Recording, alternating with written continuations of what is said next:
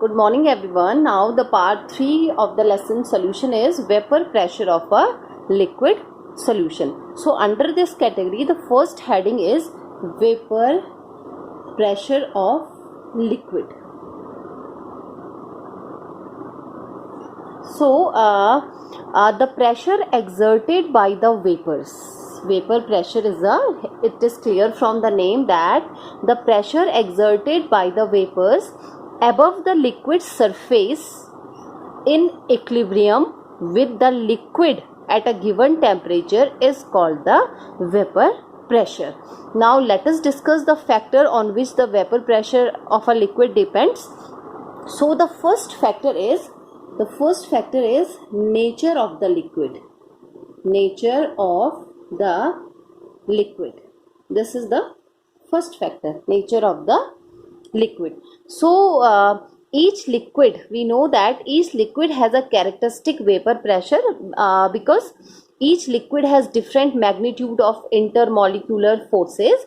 So the liquid which have weak intermolecular forces tend to escape readily into the vapor phase. It means that those liquid in which there is a weak interaction between the molecule because of the weak molecular forces, so they escape readily from the liquid state to the vaporous state or in the gaseous state, and therefore have a greater vapor pressure. Now there are some example, that is the first one is the dimethyl ether and the alcohol have the higher vapor pressure than the liquid than the water at a given temperature, because in case of the dimethyl ether or alcohol there is a weak intermolecular forces in between their particle. Now the second factor is temperature. This is the second factor, that is the temperature. The vapor pressure of a liquid increases with increase in the temperature. And why it happened? Because with increase in the temperature the molecule will have the larger kinetic energy. It means that their kinetic energy is also increases as the temperature is increases. Therefore the large number of molecule will escape from the surface of the liquid to the vapor phase, resulting in the higher vapor pressure. Now the next topic is vapor pressure of liquid solution. So liquid solution are formed when solvent is a liquid and the solute may be a liquid or it may be a gas or it may be a solid.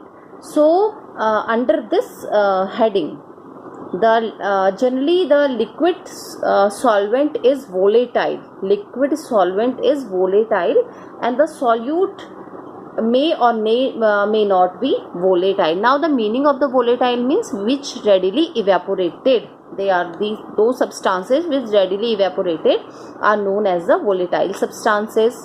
So under the topic vapor pressure of liquid solution, the another heading is vapor pressure of liquid solution and Raoult's law, and this heading is also come under the category of Raoult's law for volatile solute. This is the Raoult's law for volatile solute. So when binary solution of two volatile liquid, now volatile liquid means they are easily completely miscible with each other.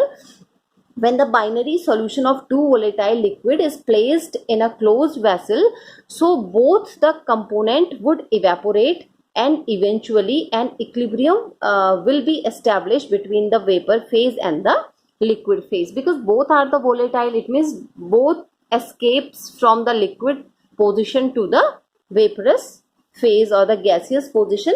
So in case of a binary solution of volatile liquid, the vapor phase consists of vapors of both the component. So there was a scientist called Raoults in 1886. So the Raoults gave a quantitative relationship. Raoults was a scientist who gave a quantitative relationship between the partial pressure and the mole fraction of two component. Now here the term used partial pressure. Partial pressure. Mole fraction we all know very well. That is partial pressure. Now partial pressure means, for example, we have a container and the container is filled with the two gases or the three gases. So the total, let's assume that P is the total pressure of the container which was exerted by all the three gas, and P1, P2 and P3 are the pressure of the gas. P1 is the pressure of the gas which is exerted by gas number 1, second is by gas 2 and this one is by gas 3. So these are the individual pressure. So these individual pressure are also known as the partial pressure. So according to the Raoult's law, at a given temperature for a solution of volatile liquid, here we are talking about the volatile solute, volatile liquid, the partial vapor pressure of each component in a solution is equal to the vapor pressure of pure component and its mole fraction. So let us assume that, let us consider we have a binary solution of two volatile, this is volatile liquid. We have a binary means two. We have a binary solution of two volatile liquid and these components are A and B.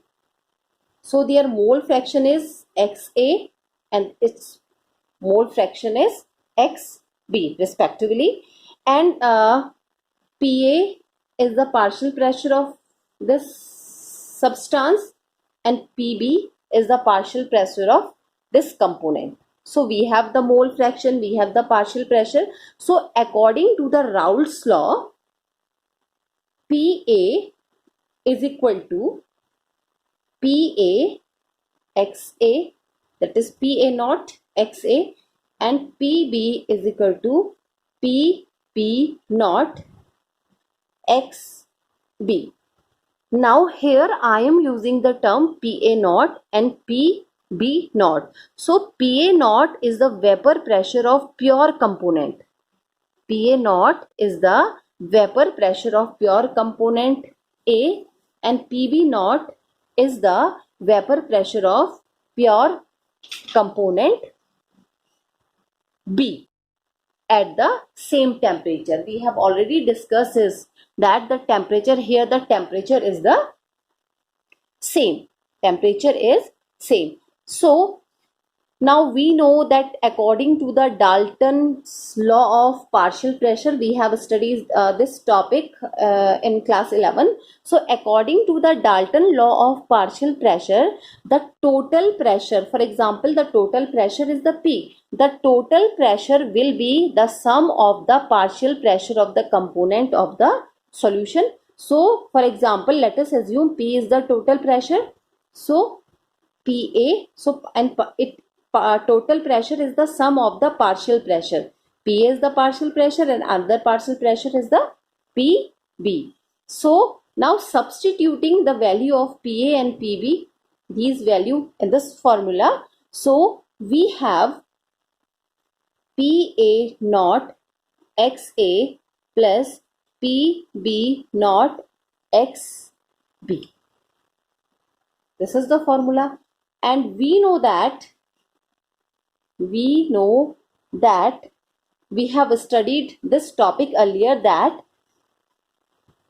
XA plus XB is equal to 1. This topic we have discussed in our previous tutorial, that is the mole, the sum of the mole fraction is always equals to the unity.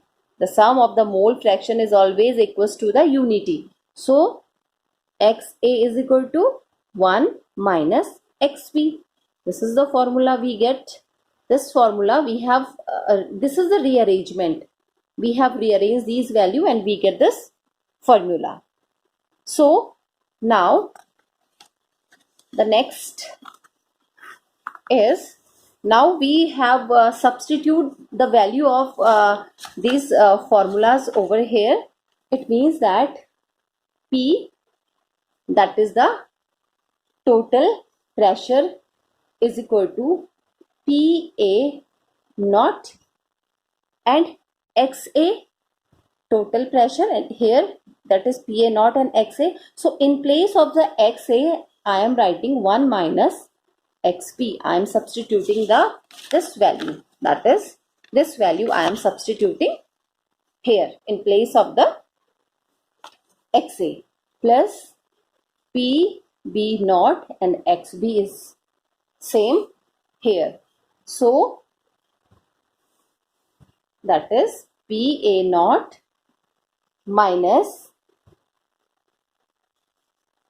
PA naught, that is PA naught. This one is the PA naught. Now multiply it with here PA naught XB. First of all, multiply PA naught with the 1. We have the minus sign here. Then PA naught XB plus PP naught XP. At last, P is equal to PA naught. This is the PA naught plus within bracket, that is PB naught minus PA naught over XB. At last we have this formula. Last we are getting such formula. Let us assume this is equation 1. So from the equation 1 we have drawn some conclusion, and these conclusion are, the first conclusion is the total vapor pressure over the solution can be related to the mole fraction of any one component, can be equal to the vapor pressure of any one component. The second conclusion is total vapor pressure of a solution, varies linearly with the mole fraction of the component B, because PA naught and PB naught are constant. These values are constant. So the total vapor pressure is depend upon the mole fraction of the component B.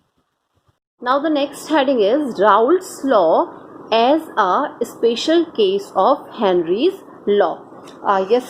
In the previous tutorial we have already discussed about the Henry law. So now there is a relationship, a similarity and differences between. In this topic we have studied the similarity and the difference between the Raoult's law and the Henry law. And what is the special case? The Raoult law is the special case of the Henry's law. So Raoult law may be regarded as a special case of Henry's law, because according to the Raoult's law, the vapor pressure of a volatile component in a given solution is given by a reaction. We have already know the reaction, that is PA is equal to PA naught XA. This is the Raoult's law, where PA naught is the vapor pressure of the, we have already discussed this topic, that PA naught is the vapor pressure of a pure component. This is the vapor pressure of a pure component. And what is PA? PA is the vapor pressure in the solution. PA is the vapor pressure in the solution having mole fraction XA. So this is for the solution vapor pressure, and this is the vapor pressure exerted by the pure component. So in the case of a solution of a gas in liquid, the gaseous component is volatile component. We all know very well the gaseous component are the volatile component, and its solubility is governed by the Henry's law, which is given. So the relation for the Henry's law is, that is P is equal to KHX. In previous topic we have discussed this topic. This is the Henry's law. Now here P is the pressure of a gas above the solution and X is the mole fraction. P is the pressure of a gas above the solution and X is the mole fraction, whereas Kh is the proportionality constant and this is also known as the Henry's constant. So the comparison of equation for the Raoult's law and Henry's law, this is for the Raoult's law and this is for the Henry's law, shows that the partial pressure of a volatile component or a gas is directly proportional to its mole fraction. The only difference in these two expression is the proportionality constant. The proportionality constant, that is PA naught, and this one. These two are different. Only here the proportionality constant, here we are in Raoult's law, we are using PA naught, that is the vapor pressure exerted by the pure component, and in case of the Henry's law, that is the proportionality constant is the Ks. The only difference is this one. Otherwise the vapor pressure is directly proportional to mole fraction. The vapor pressure is directly proportional to the mole fraction.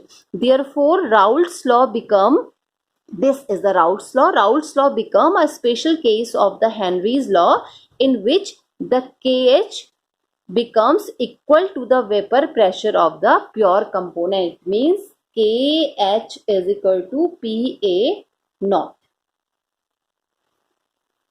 Kh is equal to PA naught. Now there are some similarity. This is a very important topic. Some similarities, that is similarities and some differences. There is some similarities and some differences in between the Raoult's law and in between the Henry law. Raoult's law and the Henry law. Let us first discuss the similarity. The similarity is that both the law is applied to the volatile component. Volatile component in solution.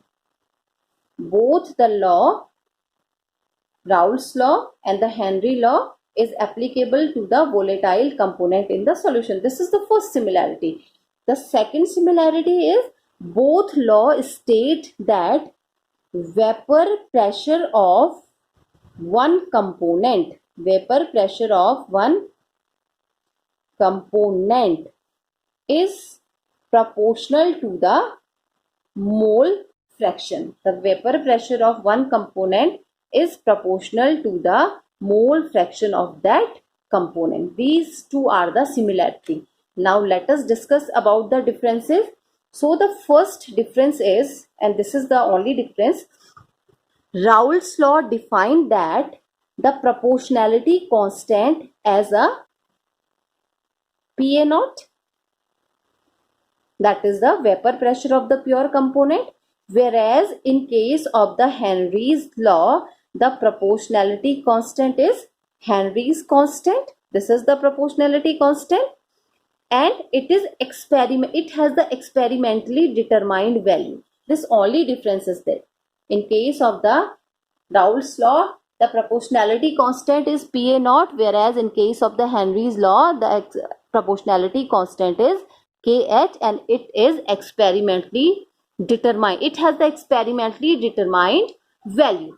The next heading is vapor pressure of solution of solid in liquid, and it is also known as Raoult's law for non-volatile solute. So this is the most common class of the solution formed by the dissolution of solid in liquid, such as sodium chloride, sugar or glucose is dissolved in the water. So some physical properties such as the vapor pressure are quite different from those of the pure solvent. Now let us assume that let us add a small amount of a non-volatile solute to the solvent. For example, we have added sugar in water because sugar is a non-volatile solute, and we dissolve the sugar in the water to form a solution, and we have prepared a solution. When evaporation of this solution takes place, the vapor pressure again consists of the vapor pressure of the solvent, and which one is the solvent? Water is the solvent, because the solute is non-volatile. This one is non-volatile. If we are talking about the evaporation process, so the vapor pressure is exerted only by the water. However, the vapor pressure of the solution is found to be less than that of the pure solvent. So this can be explained by a phenomena that evaporation is a surface phenomena. So the vapor pressure depend on the escape of the solvent molecule from the surface of the liquid. So in the case of the solution, the non-volatile solute, that is the sugar, the non-volatile sugar molecule also occupy the certain surface area. Therefore, the surface has both solute as well as the solvent molecule, and the fraction of the surface covered by the solvent molecule get reduced. As a result, the lesser number of the solvent molecule will escape into the vapors. In other words, the vapor pressure of the solution will be less than that of the pure solvent. Now we are talking about solution, the vapor pressure of the solution. Now the solution contains sugar plus water. So the vapor pressure of a solution means the solution of the sugar and water, its vapor pressure is less in comparison to the vapor pressure of the water. Pure solvent means water, or there will be a lowering in the vapor pressure. The increase in the concentration of the sugar in the solution will further lower the vapor pressure of the solution. And if we have a solution of sugar and the water, and if we added more sugar in that solution, so the vapor pressure of the solution is decreases. So the Raoult's law for the solution containing non-volatile solute. This is our heading, the Raoult's law for the solution containing non-volatile solute. So according to the Raoult's law, the partial pressure of a volatile component in a solution is directly proportional to its mole fraction. So when the solute is non-volatile, here we are discussing about the non-volatile solute. So if the solute is non-volatile, only the solvent molecule present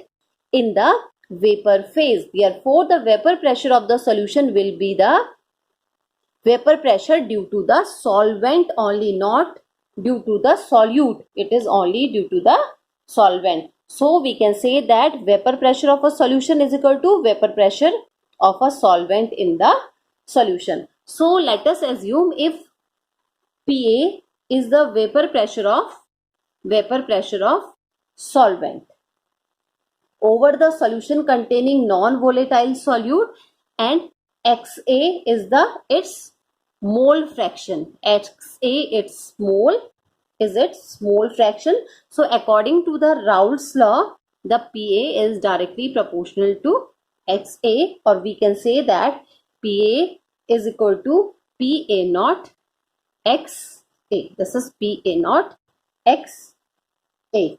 So we can say that P, that is the total pressure exerted, is equal to PA naught XA. So this is the formula we have. So P, it is the vapor pressure of the solution. This one is the vapor pressure of the pure solvent, and XA is the mole fraction. So this relationship is known as the Raoult's law. This relationship is known as the Raoult's law. This relationship is known as the Raoult's law. And thus for the solution containing non-volatile solute, the Raoult's law may be stated as this law may be stated as: at a given temperature, the vapor pressure of a solution containing the non-volatile solute is directly proportional to the mole fraction of the solvent. And this, for that, the expression is the vapor pressure is directly proportional to the mole fraction. This is the Raoult's law for the non-volatile solute. That is, the vapor pressure of a solution is directly proportional to the mole fraction of the solvent of the solvent in the solution, and the proportionality constant is equal to the vapor pressure of the pure solvent, that is PA naught. This one is the PA. Now look at here. We have P is equal to PA naught XA. P is equal to PA naught XA. So by the rearrangement, we have, that is PA is equal to PA naught XA. This expression we have. So P upon PA naught is equal to XA. Now subtracting, this is subtracting each side of equation from 1. Now this equation is subtracted from 1 on each side. So we have 1 minus P upon PA naught is equal to 1 minus XA. So PA naught, multiply this with this one. So PA naught minus P upon PA naught is equal to XB. Now XB, it is XB. Here it is 1 minus X. We all know very well that XB is equal to 1 minus XA. This expression we have already discussed. So it is this one.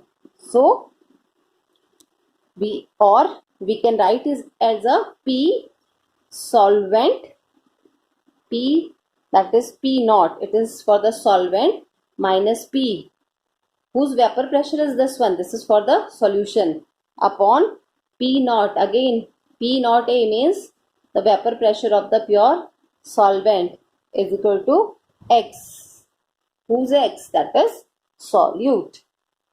So this is the expression, and PA naught minus PA. This difference, this is the difference in the vapor pressure of the pure solvent and the solution, and it is represented by the lowering in the vapor pressure on the formation of a solid.